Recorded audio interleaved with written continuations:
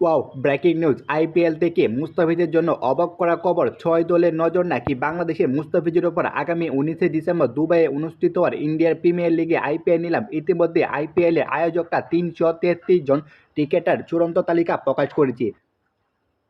সেই তালিকায় স্থান পেয়েছেন বাংলাদেশি পেসার মুস্তাফিজুর রহমান, তাসকিন আহমেদ ও শরীফুল ইসলাম। তবে সবচেয়ে বড় খবর হলো মুস্তাফিজুর রহমানকে নিয়ে ৬টি দল আইপিএল দল ইতিমধ্যে তীব্র প্রতিযোগিতা হয়েছে। ক্রিকেট বিশেষজ্ঞ সংবাদ মাধ্যমে ক্রিকেট টাইমস জানিয়েছে মুস্তাফিজের প্রতিবারই এই ৬ দলে আগ্রহ বাড়িয়েছে এবং তাদের মধ্যে আলোচনা হচ্ছে। ক্রিকেট টাইমস তাদের প্রতিনিধিত্ব জানিয়েছে মুস্তাফিজের প্রতি আগ্রহমূলক কারণ তার অফ কাটার ও স্লোয়ারে সুনিপুণ ব্যবহার করেছে, যা টি-টোয়েন্টি ফরম্যাটে ভয়ঙ্কর বোলার পরিণত করেছে। বিশেষ করে ডেথ ওভার ও তার বোলিংয়ের অসাধারণ এবং বিশ্বজুড়ে ফ্রাঞ্চাইজি লিগগুলোতে তিনি দারুণ ক্ষমতার চাপ রাখেন।